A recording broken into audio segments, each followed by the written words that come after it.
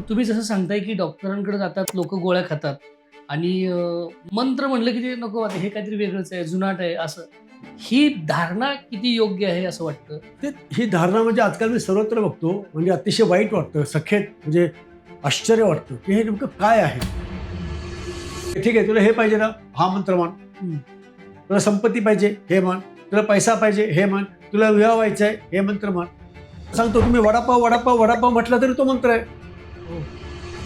मी आता कुठलीही ख्रिश्चन मुलगा किंवा मुलगी पाहिली नाही लहान, म्हणजे लहान वयापासूनच, हं. की जे सांगतात की मी गॉड मानत नाही किंवा मी चर्चला मध्ये जाणार नाही. दर रविवारी त्यावेळी नटून थटून सगळे फॅमिली चर्चमध्ये जात असते.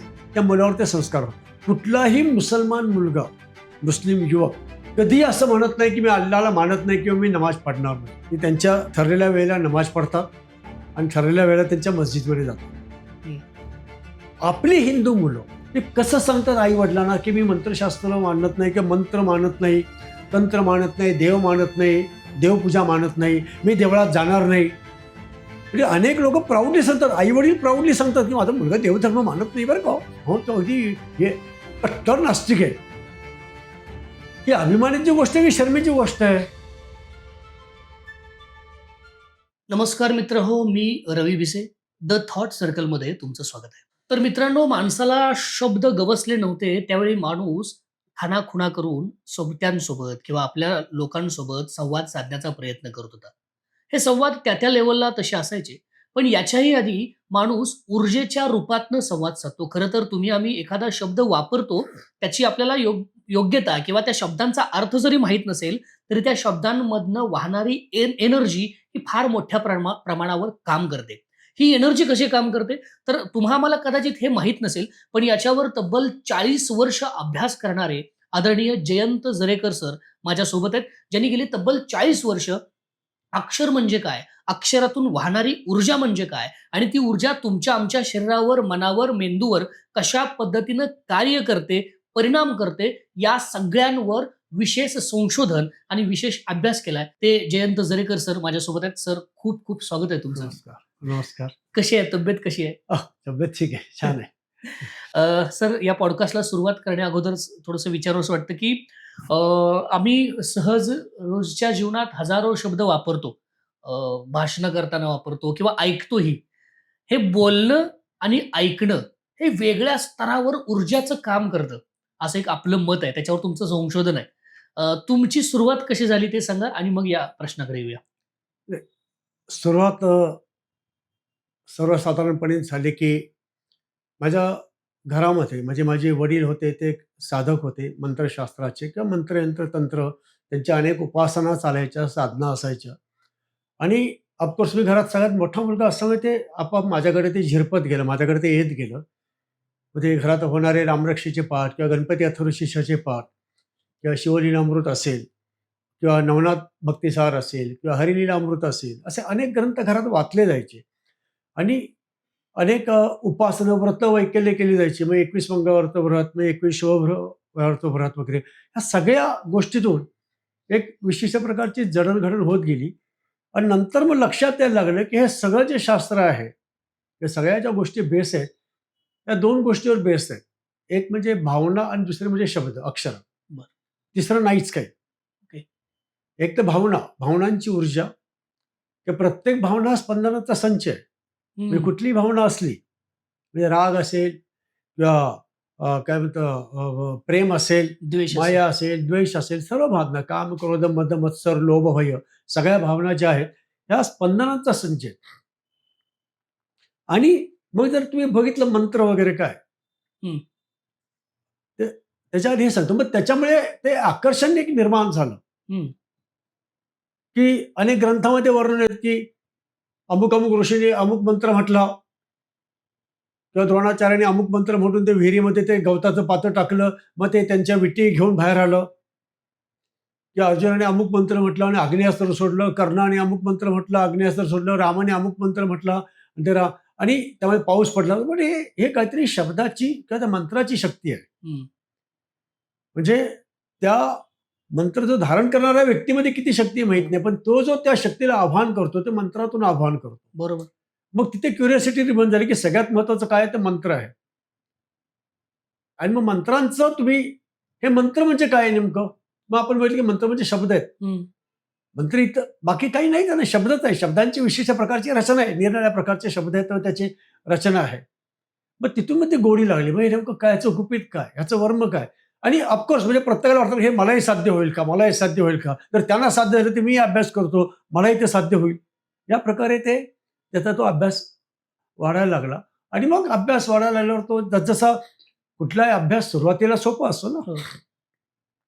सुरुवातीला आपल्याला की अ, आ, ई एवढंच शिकायचं असतं. म्हणजे हो. आपण शाळेत धरतो आपल्याला काय सांगितलं तर एवढंच शिकायचं बाकी काही नाही. आ, ई शिकायचं तसंच आहे ते. मग पुढे ते शिकल्यावर मग आपले शब्द येतात. हं. मग वाक्य होतं. मग असं एक जसं तो अभ्यास सुरू झाला हळूहळू तो प्रवास सुरू झाला.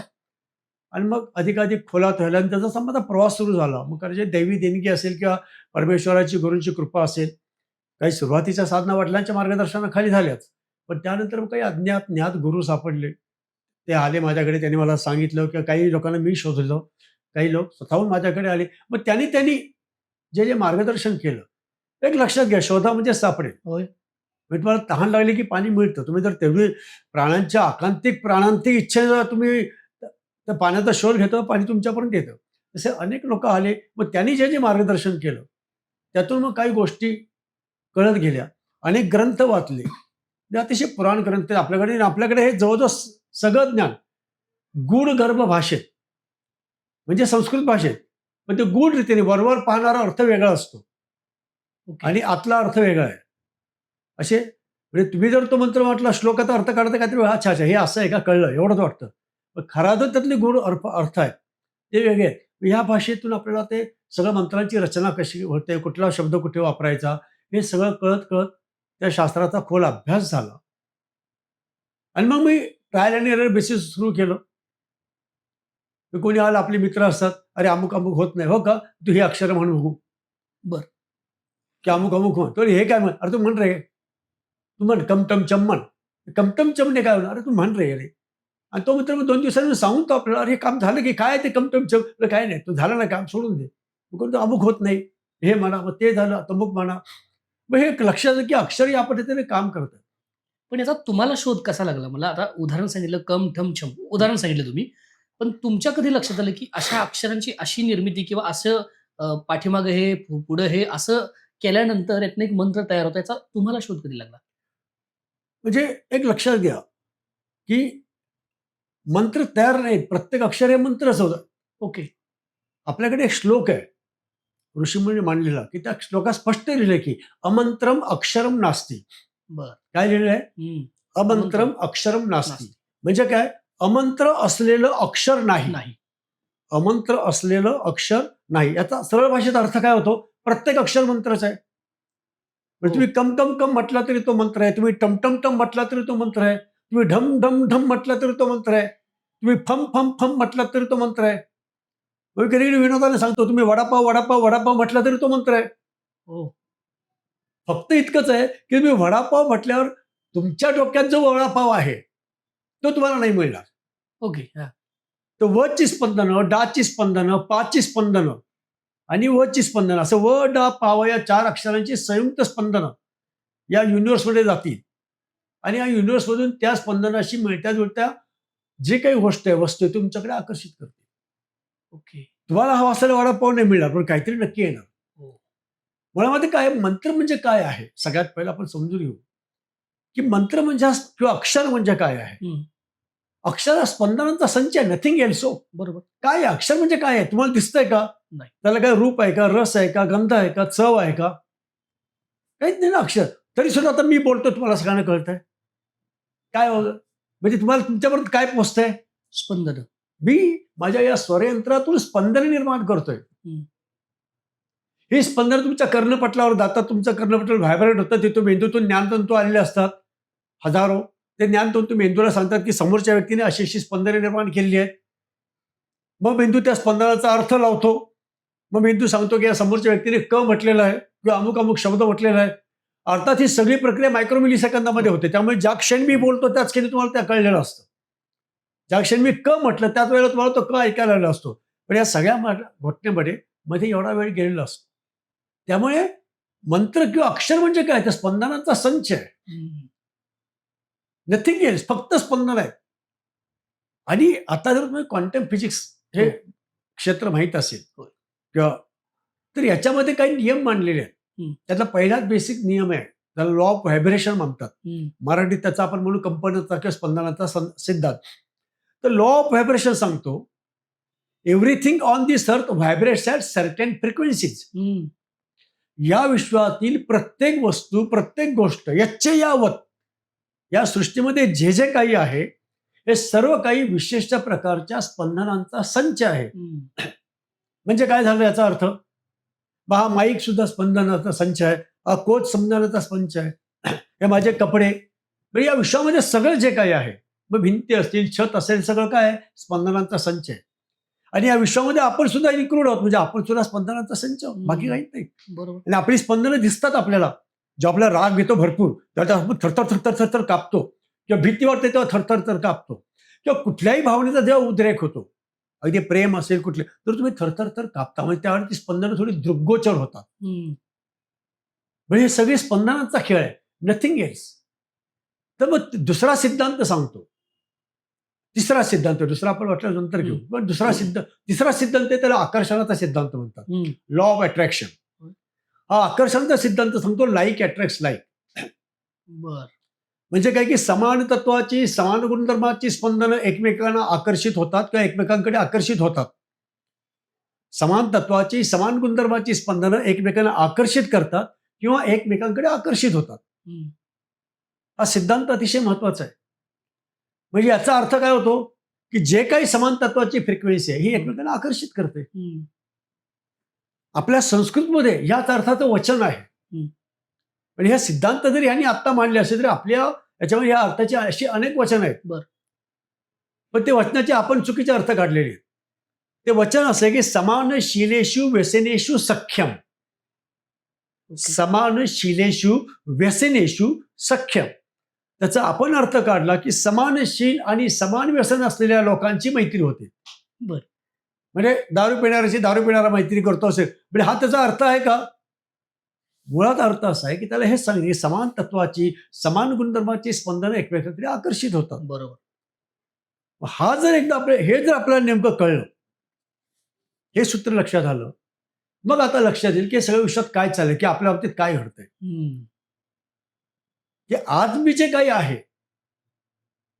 ते मी काल कधी ना कधी आकर्षित केलेलं आहे माझ्याकडे, म्हणून मला प्राप्त झालेलं आहे. मग तो आजारी असेल? हो, तुम्ही आजारपण कॉल केलेलं असतं कुठल्या ना कुठल्या प्रकारे, कळत किंवा नकळत तुम्ही ते कॉल करता, तेव्हा ते येतं. आपल्याकडे सिद्धांत आहे, जे पेरावे ते उगवतं. तरी बरं. आपण म्हणतो माझ्याच पाठीमागे हे का? हो, म्हणजे म्हणूनच ते तुमच्या पाठीमागे ते आहे, कारण तुम्ही ते फ्रिक्वेन्सी वारंवार क्रिएट करत असता.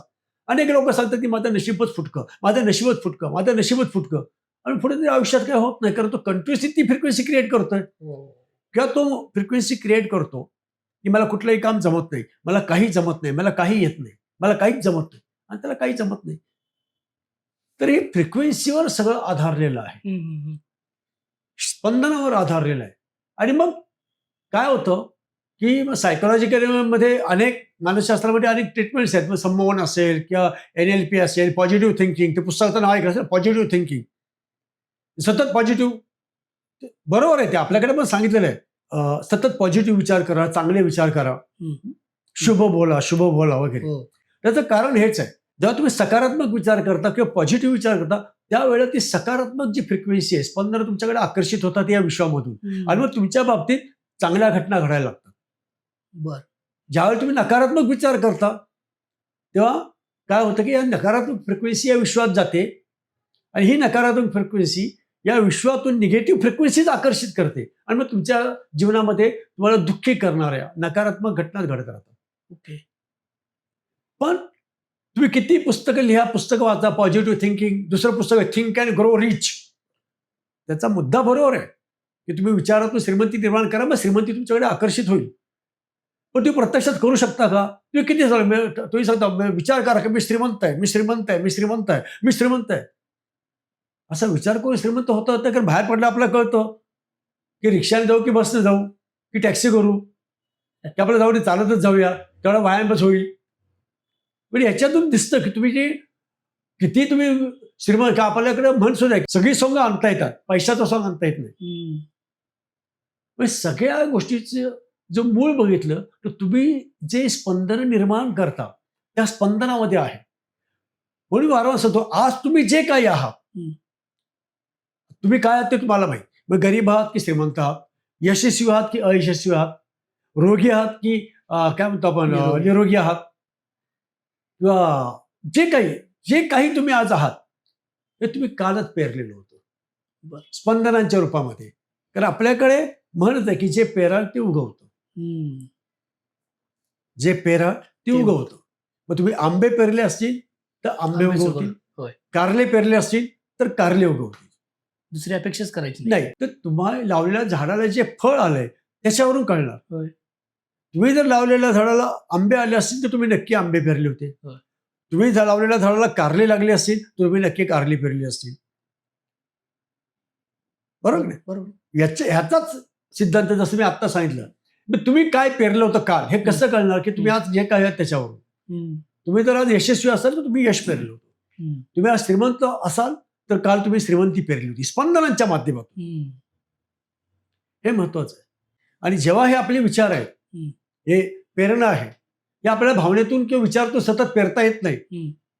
कारण रोगी माणसाने किती सांगितलं की मी निरोगी आहे, निरोगी आहे, निरोगी आहे, तरी त्याला कळतं की मी आतून निरोगी आहे. त्यामुळे तो आतून बाहेरची फ्रिक्वेन्सी आणि आतली फ्रिक्वेन्सी मॅच होत नाही. हम्म. म्हणून ऋषीमुनी त्याच्यावर उपाय काढला हम्म. की अक्षरांची स्पंदन याच्यात कशी काम करतील. बर. अमंत्र अक्षरम म्हटलं नास्ती म्हटलेलं आहे. म्हणजे काय की प्रत्येक अक्षर हे स्पंदनांचा संच आहे. बरोबर. मग तुम्ही क क क म्हटलं तरी विशिष्ट स्पंदन आहे, तुम्ही ख म्हटलं तरी विशिष्ट स्पंदन आहे, तुम्ही ड म्हटलं तरी विशिष्ट स्पंदन आहे, हम्म. तुम्ही ट म्हटलं तरी विशिष्ट स्पंदन आहे. हम्म. तुम्ही जे जे काही बोलता हम्म. त्यातलं प्रत्येक अक्षर विशिष्ट स्पंदनांचा संच आहे. हम्म. आणि ही स्पंदनं या युनिव्हर्समध्ये जातात. हम्म. आपण बोलत असलेल्या प्रत्येक शब्दांची, प्रत्येक अक्षराची, प्रत्येक वाक्याची, प्रत्येक विचारांची. कारण स्पंदन विचारानं पण आहेत. मग ती प्रत्यक्ष बोला किंवा मनातल्या मनात बोला, त्या बोलत असलेल्या प्रत्येक शब्दांची, विचारांची, वाक्यांची, अक्षरांची स्पंदनं या युनिव्हर्समध्ये जातात, या ब्रह्मांडामध्ये जातात. हम्म. आणि या ब्रह्मांडातून स्वतःच्या स्पंदनांशी मिळती जुळती स्पंदने, मिळती जुळती घटना, मिळते जुळते परिणाम, मिळते जुळती फळं आपल्याकडे आकर्षित करतात. ओके. हे मंत्रशास्त्राचा बेस. मग ऋषीमुनीने अभ्यास करून ठरवलं की तुम्ही क म्हटल्यावर तुम्हाला काय मिळणार आहे. हम्म. तुमच्याकडे तुम्ही ट ट ट म्हटल्यावर तुमच्याकडे काय येणार आहे, तुम्ही ठम म्हटल्यावर काय येणार आहे, तुम्ही सम म्हटल्यावर काय येणार आहे. या आधारावर मग त्यांनी मंत्रशास्त्राची रचना केली. किंवा तुम्ही अमुक इच्छा आहे ना, मग तुम्ही अमुक अक्षर म्हणा, तमुक इच्छा आहे तमुक अक्षर म्हणा, ही इच्छा आहे ते अक्षर म्हणा. हम्म. हे सगळं शास्त्र त्यांनी तयार केलं. आणि मग त्याला थोडे मंत्रशास्त्र नाव पडलं. मग ते सरळ सांगितले, ठीक आहे तुला हे पाहिजे ना, हा मंत्र म्हण. हम्म. तुला संपत्ती पाहिजे हे म्हण, तुला पैसा पाहिजे हे म्हण, तुला विवाह व्हायचा आहे हे मंत्र म्हण. आणि त्या काही ते मंत्र व्हायला लागले. हम्म. मग त्या मंत्राचे एकाक्षरी मंत्र असतात, काही वेळेला मंत्रांची कॉम्बिनेशन्स करावी लागतात. काही वेळेला तर म्हणजे ह्रीमाला, तर ह्रीमाला किंवा श्रीमाला, त्यामुळे 4 अक्षर आली, स र इ म हम्म. किंवा ह्रीमाला, ह र इ म. मग यांचे कॉम्बिनेशन्स करावे लागतात. या सगळ्यांच्या कॉम्बिनेशन्स करून मग तुम्हाला नेमकं काय काय आपल्याला नेमकं एकच गोष्टी हवं असतं असं नाही. बरोबर. बरं झालं मला पैसाही हवा असतो, हेही हवं असतं, तेही हवं असतं, तेही हवं असतं. मग पैसा देणारं एक अक्षर काढलं, काय ते दुसरं आरोग्य देणारं एक अक्षर काढलं, असं करत करत त्याचे कॉम्बिनेशन्स तयार केले जातात. आणि ही कॉम्बिनेशन्स यांना तर आपण पुढे मंत्र म्हणालो की ऐम, ह्रीम, क्लीम, श्रीम, अनेक मंत्र त्या प्रत्येक श्रोम, ह्रोम. हे मंत्रशास्त्र इथून सुरुवात झालं आणि लोकांनी ते वापरायला सुरुवात केली. आणि हे महत्वाचं ज्ञान आहे. आणि आज आपण दुर्दैवाने या शास्त्रामध्ये हे सगळं ज्ञान जे आहे ना, आपल्या हजारो ग्रंथामध्ये, संस्कृतमध्ये ग्रंथ आहेत, म्हणजे कालिका भैरव असेल किंवा परशुराम कल्पसूत्र असेल, अनेक तऱ्हेचे ग्रंथ आहेत, महाविद्या साधनांचे ग्रंथ आहेत. ह्याच्यातून हे ज्ञान गुप्तरीतीने पेरलेलं आहे. बरं. ते पोहोचावं तितकं का पोहोचलेलं नाही आता? तर तेच आहे ना, तेच सांगतोय. हे गुप्तरीतीने पेरलेलं आहे. पण हे सगळं ज्ञान संस्कृतमध्ये आहे. हो. आणि तुम्ही आज डिक्लेअर करून टाकलं की संस्कृत भाषा डेड लँग्वेज आहे म्हणून. आजकाल कोणी संस्कृत शिकत नाही. पण तुमच्याकडे एवढा अफाट ज्ञानाचा खजिना आहे की जगात कोणाकडे नाही. हम्म. आणि तुम्ही हातामध्ये कटोरे घेऊन दुसऱ्यांकडे भीक मागताय. तुम्ही ते इंग्रजी किंवा फ्रेंचसारख्या दळभद्री भाषांची तुम्ही संवाद साधताय त्या भाषांचं कौतुक असतं. याला याला जोडून असाच प्रश्न होता, की तुमच्या याच्यातूनच उपप्रश्न निघतोय, की संस्कृत भाषा डेड भाषा म्हणून ठरवणं हा पण एक षडयंत्र असू शकतं का? शंका. असं असं आहेत ना. जेव्हा इंग्रज तुमच्याकडे आले तेव्हा तुमच्या लक्षात आलं की त्यांच्या लक्षात आलं की ह्या लोकांची स्ट्रेंथ कशात आहे. तुम्हाला माहिती आहे का की आपल्या इतिहासात सांगितलं की एकेकाळी भारतामध्ये सोन्याचा धूर निघत होता. हो. आणि हे जे सगळे आलेत चाचे लोक, हे सगळे चाचे आहेत, सगळे लुटारू आहेत. ते कोलंबसला किंवा त्या वास्को द गामाला काय भारताचं भलं करण्यासाठी तो भारत शोधत नव्हता. तर त्यांना काही ते संपत्ती हवी होती म्हणून ते येत होते. भारतातली संपत्ती हवी होती म्हणून तुमच्याकडे पोर्तुगीज आले, डच आले, फ्रेंच आले, इंग्रज आले. हे सगळे कशाला आले? तुम्हाला लुटायला आले. तुमचं भलं करायला नाही आले. आणि वर्षानुवर्ष किंवा शतकानुशतकं लुटून म्हणजे शिवाजी महाराजांच्या काळाच्या आसपास पोर्तुगीज किंवा ह्या लोक तिथे आले होते. म्हणजे गेली 300-400 वर्ष ती तुम्हाला सतत लुटतायत तरी सुद्धा तुमच्याकडची श्रीमंती अजून कमी नाही झालेली. लॉर्ड मेकॉलेने हेच केलं की त्यांच्या लक्षात आलं की यांची जी भाषा आहे, यांची जी परंपरा आहे ही बदलली पाहिजे तरच हे गुलाम होतील. म्हणून त्यांनी षडयंत्र करून तुमची सगळी गुरुकुलं बंद केली. ज्या गुरुकुलामध्ये प्रत्येक काय म्हणतात ज्ञातीची गुरुकुलं वेगळी होती. त्या प्रत्येक त्या त्या ह्याच्यातले एक्सपर्टाईज त्या त्या गुरुकुलामध्ये शिकवलं जायचं. आणि आणि त्यातून ते तयार होऊन सक्षम होऊन बाहेर यायचे गुरुकुलातून. तर ते त्यांनी गुरुकुलं थांबवली आणि मग ते शाळा वगैरे त्याच्यामुळे ते इंग्लिशचं शिक्षण द्यायला सुरुवात केली. मग आपल्याकडे अनेक लोक पाहिले सुद्धा की इंग्रजी भाषा म्हणजे वाघिणीचे दूध वगैरे असं काय काय ते लेख सुरू झाले आणि त्यातून ते सगळा समाज इंग्रजीकडे वळला. किंवा असं ठसवलं गेलं की तुम्हाला जर तुमचा उत्कर्ष करायचा असेल तर इंग्रजी भाषा शिकण्याला पर्याय नाही. आज जगामध्ये फक्त ज्यांच्यावर इंग्रजांचं राज्य होतं असे 7-8 देश सोडले तर बाकी कुठेही इंग्रजीला किंमत नाही. चीनमध्ये, जपानमध्ये, जर्मनमध्ये, फ्रेंचमध्ये इंग्रजीला बिलकुल व्हॅल्यू नाही. बरोबर. पण आपण त्याला प्रचंड व्हॅल्यू देतो. तुमच्या लक्षात. आणि आपण आपल्या ज्या मूळ भाषा आहेत संस्कृत असतील ह्या विसरलो. आता आपण मराठी विसरतो. आजकाल आपण 4 वाक्य मराठीत शुद्ध बोलू शकत नाही. त्यात मध्ये एक इंग्लिशचा एक शब्द घालावाच लागतो. पण आपल्या ह्या ज्या भाषा आहेत ह्याचं जर महत्व बघितलं तर तुम्ही असे चकित व्हाल. म्हणजे त्या भाषा आणि त्याची शब्दरचना ही सुद्धा प्रचंड सायंटिफिक आहे, वैज्ञानिक आहे. मराठी भाषेची मराठी भाषा किंवा संस्कृत म्हणजे सगळ्या भारताच्या भाषा त्या संस्कृतोद्भव भाषा आहे. त्यावेळी संस्कृत भाषेतला ते त्याच्यात आहे. उदाहरणार्थ आपण 5 स्थानातून शब्द निर्माण करतो. तुम्हाला माहिती आहे का? पहिलं स्थान आहे कंठस्वर.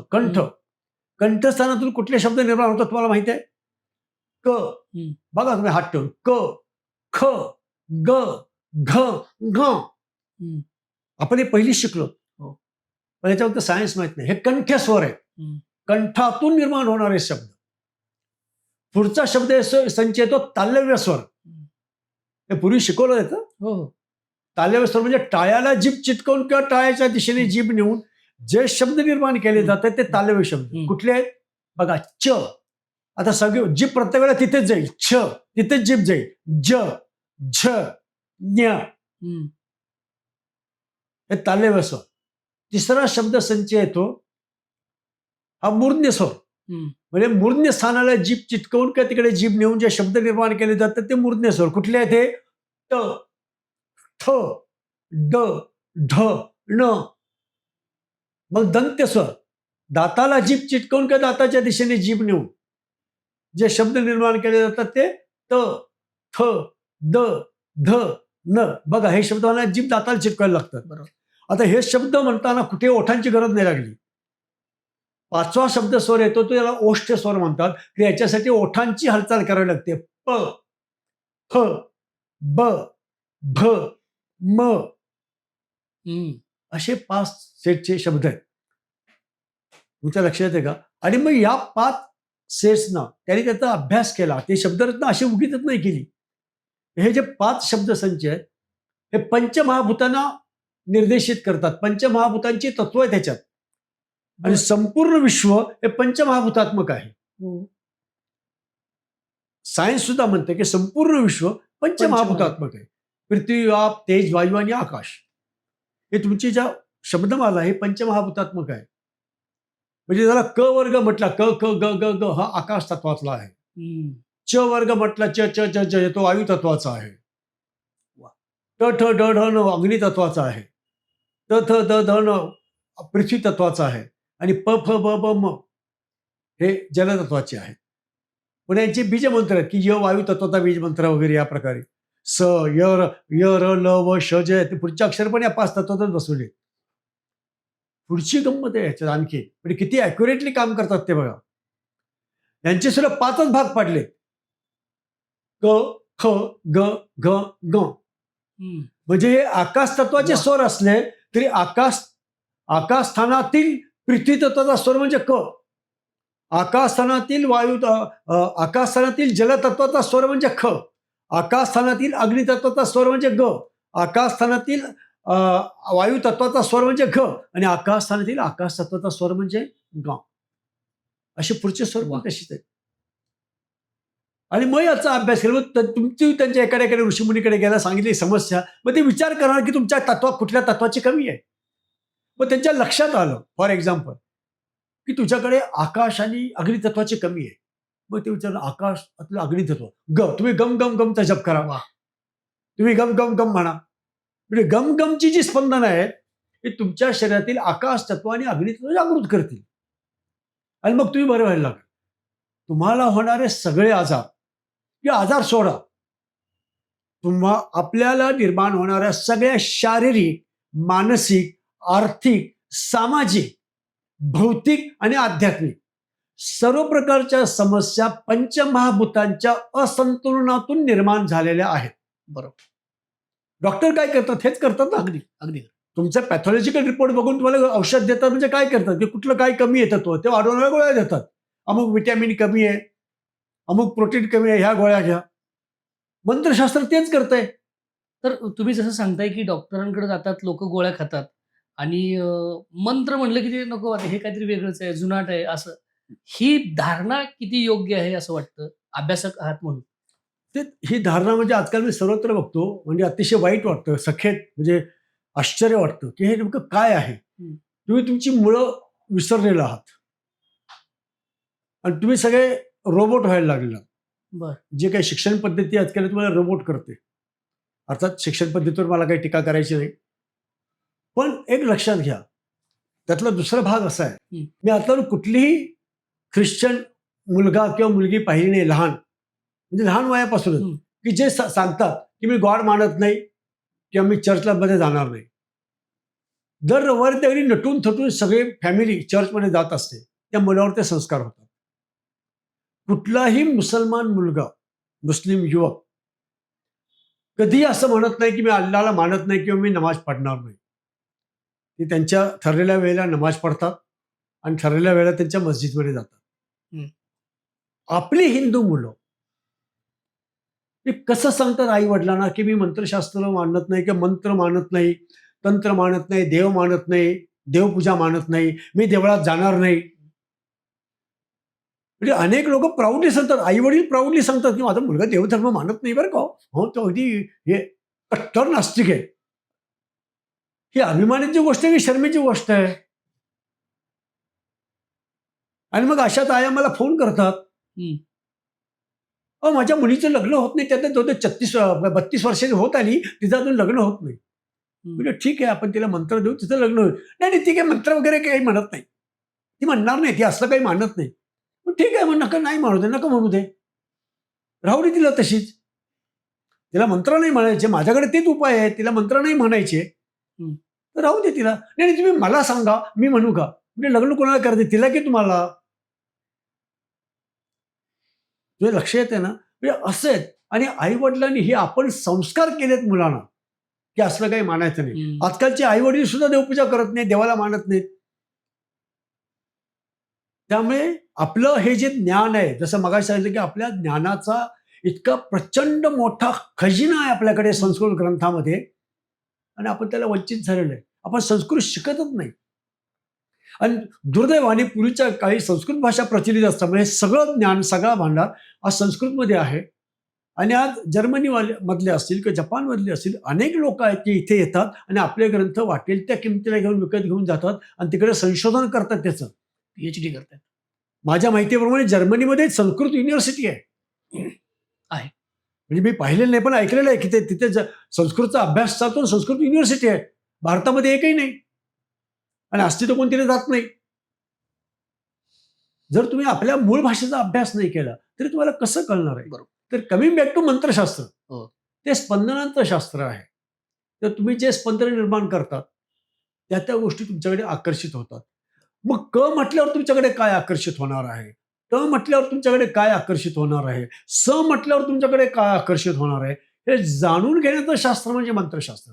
मंत्रशास्त्र म्हणजे इतर काही नाही. ओके. याची मग व्याख्या कशी त्याच्या करता येईल? त्याची जटिल व्याख्या अशा काही नाही. मी व्याख्या बऱ्याच वेळा सांगतो. मी व्याख्या सांगतो, की आपल्या इच्छित कार्यसिद्धीसाठी, आपल्या अपेक्षित कार्यसिद्धीसाठी म्हणायचा मंत्रसंच किंवा शब्द किंवा शब्दांचा समूह, हं. इच्छित कार्यासाठी म्हणण्याचे अक्षर किंवा अक्षरांचा समूह म्हणजे मंत्र. ओके. That's all. मग हे जे सगळे मंत्र आहेत, हे सगळे स्पंदनांचे संच आहेत. बरोबर. आणि ते त्या प्रकारात बनवले गेलेत, की विशिष्ट कार्यसिद्धी तुमच्याकडे आकर्षित करतील. बरोबर. की जर तुम्हाला श्रीमंती हवी असेल किंवा पैसा हवा असेल, तर कुठली अक्षर म्हणायला हवी? तुम्हाला लोकांना वश करायचं असेल, तर कुठली अक्षर म्हणायला हवी? म्हणजे तुम्हाला रोगातून मुक्ती हवी असेल, तर कुठली अक्षर म्हणायला हवी? बरं. विवाह व्हायचा असेल, तर कुठली अक्षर म्हणायला हवी? किंवा तुम्हाला आत्मविश्वास हवा असेल. हं. अशा अनेक गोष्टी आहेत.